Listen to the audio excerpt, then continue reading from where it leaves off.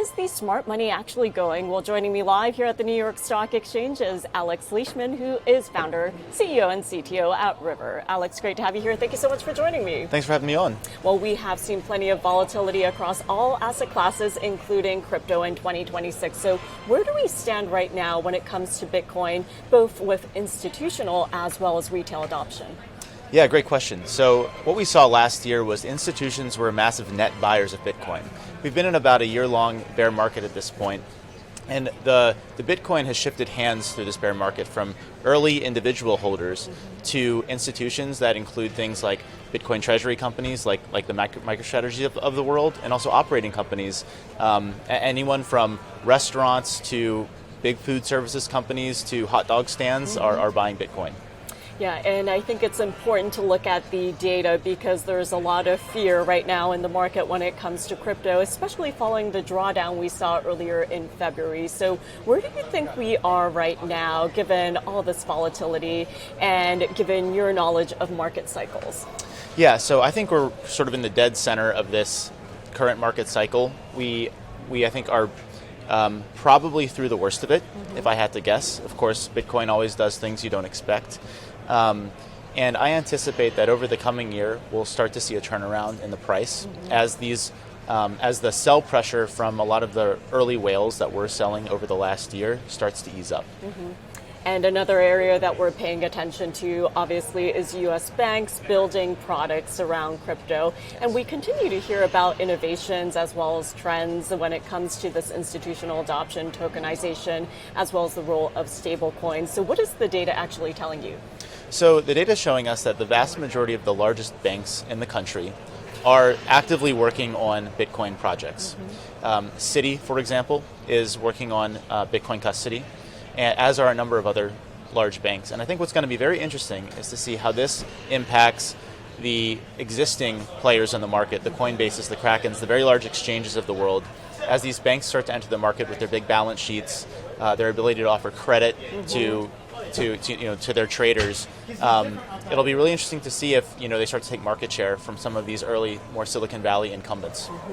Yeah, and you and I are here at the New York Stock Exchange, and we continue to hear about partnerships between exchanges and these companies. So what do you think this means, and what role does regulation play?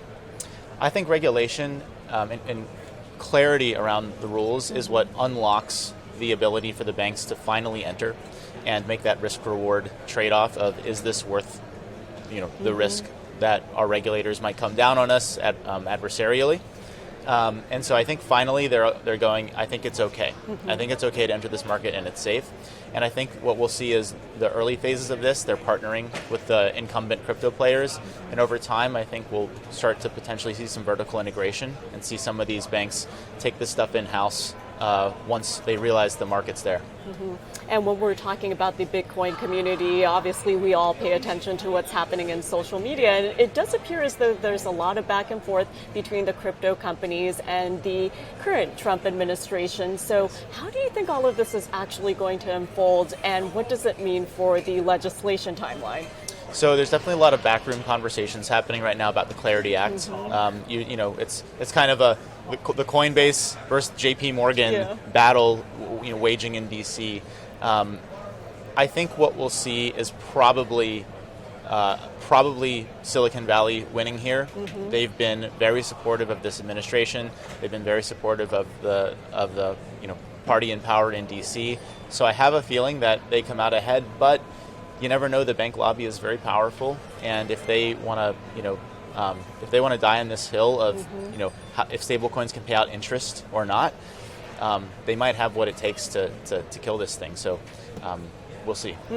And I do want to ask you about the annual report from River. So given everything that's happening in the geopolitical front in 2026, we have been reminded about the role of digital assets around the globe. So what have you been seeing when it comes to Bitcoin adoption across the globe, and how does national security actually play into this? Yeah, so we've seen a drastic increase in Bitcoin adoption across global institutions.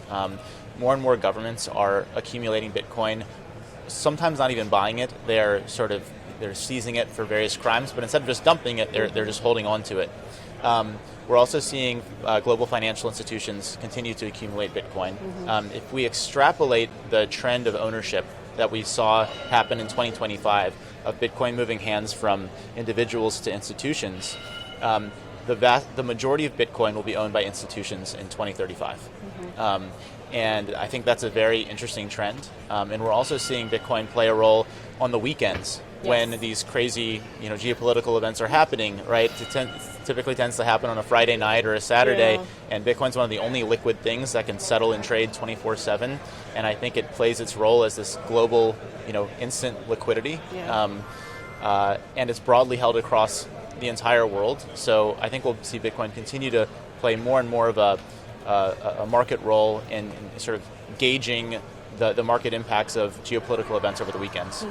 And finally, before I let you go, you mentioned that role of 24/7 trading and Bitcoin and how it plays a part in this. So given where Bitcoin is today and what has been moving prices, what do you think the role of the crypto major is, and what has actually been moving price action? Well, I think that its role is instantly transferable 24/7 hard asset, which is extremely useful when there are wars happening. And what we're seeing is when something happens, we're seeing an immediate sort of sell-off because some parties are looking for instant liquidity during this event for some reason or another. But then once there's certainty, we're seeing sort of the demand pick back up because people want this thing because it's the only thing that they can use when the markets are closed. And so I think that we're going to continue to see Bitcoin grow in its role as this global settlement network, this global settlement tool that governments and other actors that are involved in these conflicts increasingly rely on to transfer value. Well, we will have to leave it there for today, Alex, but thank you so much for joining me here today, and thank you so much for sharing all of your insights. Thanks for having me on. Thank you.